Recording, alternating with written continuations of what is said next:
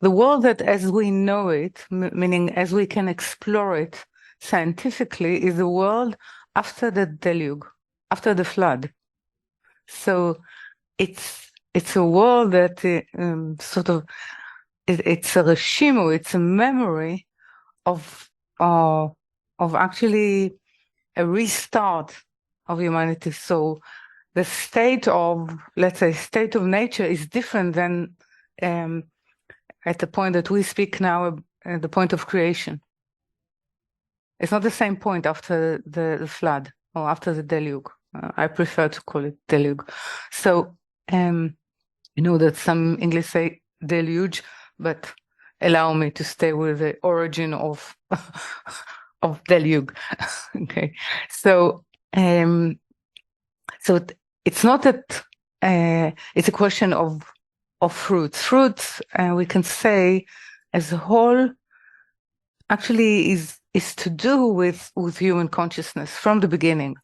It doesn't it's as though there is a setup in creation of roots and everything that is in potentiality, but it needs sort of not only human awareness, but it's an awareness with care. It's an awareness with responsibility. It's in a way, there were no zebras before a horse with stripes appeared before a human, and he called it zebra. So it means there's no apple, there's no pear, there's no specific taste or specific presence without human consciousness. Because if we speak about creation being sort of the playground, one can say, of humanity and the Creator. Okay, so it's in a way there is a lot of swings, but if there is no child that is going to use it, it's not a swing. So this is where we stand in relation to now. It means that someone needs to get into the gate of that garden, to look at it, and basically understand everything that is being coded, or everything that it seems to be an object need to be turned into subject. So we personalize creation in terms that we give it name and use. Well, it's there for what is the reason that it's there? What is the thought that we can participate in? What is the plan? So we give life. It's a bit like a children play of the giant in his garden. You know this children story, the giant in his garden, that everything is sort of in a freeze state because the giant does not allow anyone in. But one child is sneaking, and then everything is waking up to life. The tree and the fruits and the birds, and this is the sort of the purpose, one can say, the design of what a human that should become an Adam is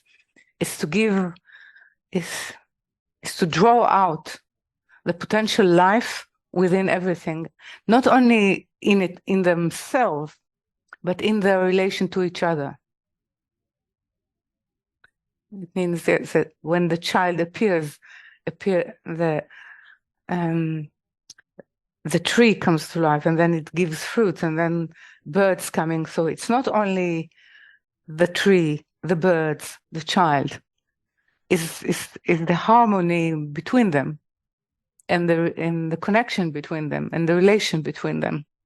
This is actually, and this is why connection to all other nations is upon Israel. It's like the child that comes into this garden and need to lit up the connections. See? So actually, when we look at Avraham and we look at so we look at the story of actually the test, the 10 tests that Avraham had to go through. Okay? And the last one is the sort of the demand to sacrifice Yitzchak, and the fact that actually Avraham does not argue it. It doesn't argue the expulsion of, he does half, with half voice, argue the expulsion of Ishmael, which is called the sacrifice of Ishmael, his expulsion, and no word of asking the depth of it. He would argue for Sodom and Amorah. He would argue for everything, for the right even to inherit light. He would ask about it. So I think what we see usually, so Avraham is being praised for his faith or for his awe. But basically, this is the last revelation he had in his life. No, the Creator does not speak to him after that, ever, only through an angel. If that is not a punishment for someone who has been so intimately with a sort of closeness and being able to explore the will of the Creator, I think it's a huge fall for him in terms of for not asking. So this the way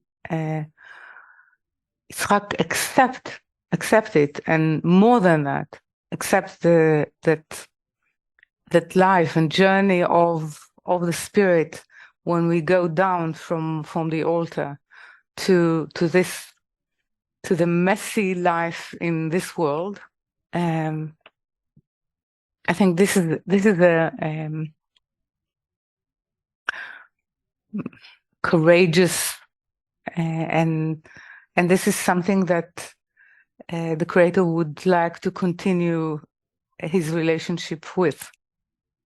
Okay, so this is a sort of, when Israel is really in trouble, they will ask for Yitzchak, not for Avraham and not from Yaakov, because they will agree to any punishment, but not Yitzchak.